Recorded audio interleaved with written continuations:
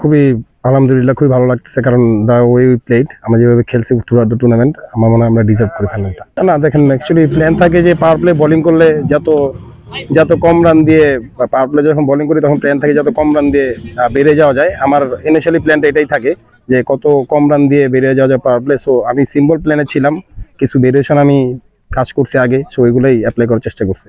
Wicket ভালোই ছিল, এত খারাপ উইকেট ছিল না, কারণ আমরা কিছু বাজে আউট হয়েছি বা উইকেট পড়ে গেছে, বাট ওদেরও সেম হয়েছে। আমরা পাওয়ার প্লে প্ল্যান ছিল যত কম রান দিয়ে পাওয়ার প্লে শেষ করা যায়, এর মাঝে আমরা কিছু উইকেটও পাইছি যেটা আমাদের হেল্প করছে ম্যাচ জেতার জন্য।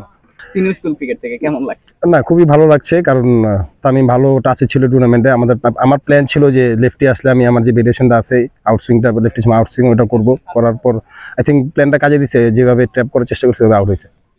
ওনার সময় সেম প্ল্যান ছিল যে স্লিপ নিয়েছিলাম আমি আউটসুইং করবো, যেটা আমি আর্মবলটা শিখছি, সো ওটা কাজে লাগছে, পড়ছে এবং জায়গা মতো গেছে আলহামদুলিল্লাহ।